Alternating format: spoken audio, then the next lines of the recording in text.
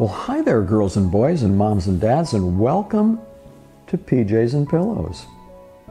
Tonight's book was recommended by one of our subscribers, in fact, more than one. It's called Betty Bunny Loves Chocolate Cake. It was written by Michael B. Kaplan and illustrated by Stephanie Jorisch. Let's begin. Betty Bunny was a handful. She knew this because her mother always said, "Betty Bunny, you are a handful." And her father always said, "Your mother sure is right about that."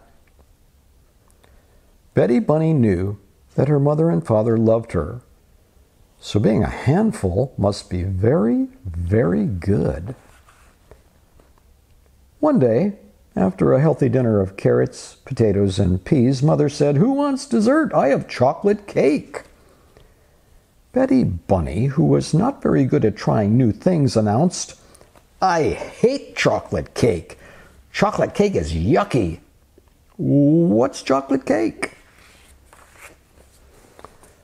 So her mother gave her a piece, and Betty Bunny tried it. It was the yummiest thing she had ever put in her mouth. "When I grow up, I am going to marry chocolate cake," said Betty Bunny. "You can't marry a dessert," said her brother Henry. "You could marry a baker who makes chocolate cake," added her sister Kate. "Or you could just buy your cake at the store, and then you don't have to marry anyone," said their older brother Bill. Betty Bunny thought about it for a while. "No," she finally said, "I am going to marry chocolate cake." "Whatever," said Bill, "but you're going to have really weird-looking kids." That night, Betty Bunny's mother kissed her and tucked her in. "Good night, Betty Bunny. I love you," she said. Betty Bunny looked up into her mother's eyes and said, "Good night, Mommy. I love chocolate cake." The next day at school, Betty Bunny's teacher said, "Good morning, Betty Bunny. How are you?" Betty Bunny said, "I am a handful and I love chocolate cake." Her teacher said, "A is for apple, B is for ball, C is for cat." And Betty Bunny said, "A is for chocolate cake, B is for chocolate cake, C is for chocolate cake." During playground time, Betty Bunny tried to make chocolate cake by mixing water and dirt. It looked a little like chocolate cake, but it didn't taste very much like chocolate cake. Betty Bunny started to cry. "I want chocolate cake," she said. Her teacher told her that they had no chocolate cake at the school. Betty Bunny said, "I hate school. School is yucky." After school, her mother drove her home. "How was your day?" she asked. "I ate mud," Betty Bunny answered unhappily. "I want chocolate cake." "Sometimes," her mother explained, "you can't have what you want right away, so you need to wait. And that's called having patience." "But I don't want to have patience," Betty Bunny protested. "I want to have chocolate cake." That night at dinner, her mother told Betty Bunny she could not have dessert until she ate a healthy dinner. Usually, Betty Bunny liked healthy food. Not tonight. Tonight, all she wanted was chocolate cake.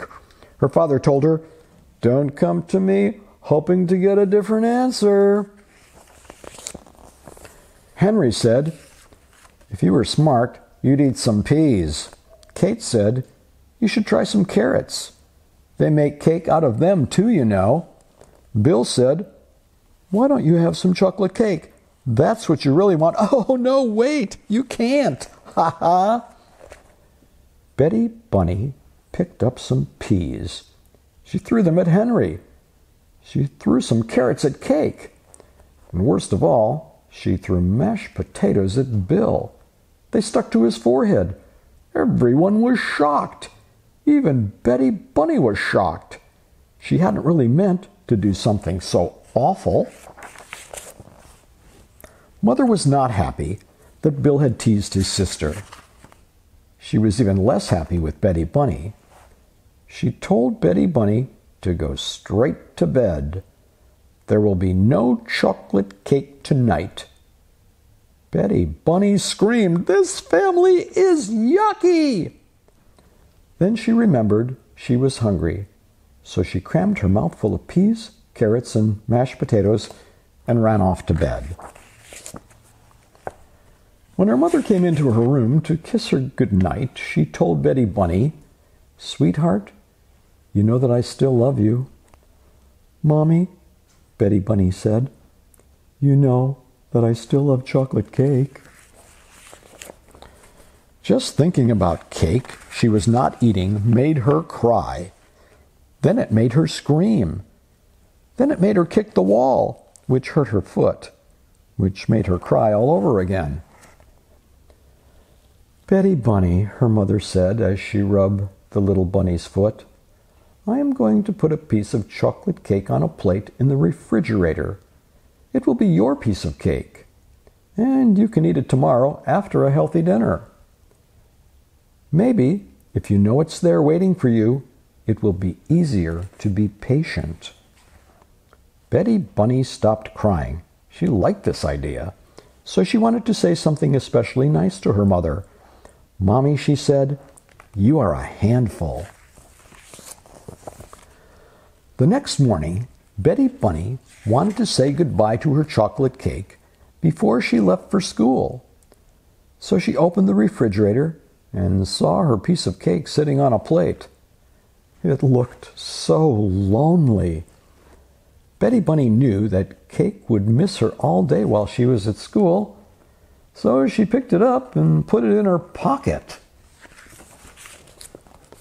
At school, her teacher said, "Betty Bunny, you seem very happy today." Betty Bunny just giggled. There was chocolate cake in her pocket, and no one knew it but her. As Betty Bunny finished munching her last carrot at dinner that night, her mother smiled.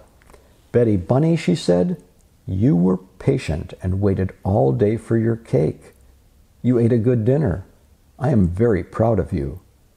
Would you like to get out your cake now?" Betty Bunny reached into her pocket.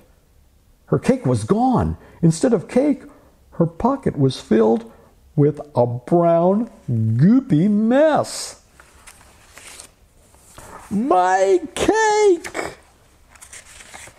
Henry said, "I can't believe you put cake in your pocket." Kate said, "Betty Bunny, food doesn't go in your pocket." Bill said, "Guess you can't marry that piece of cake now."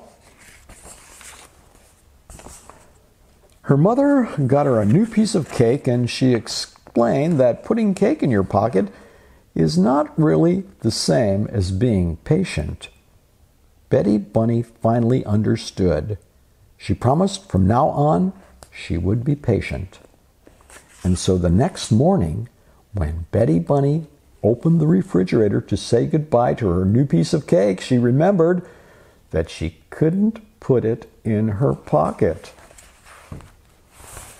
And that is why she stuffed it very carefully into her sock.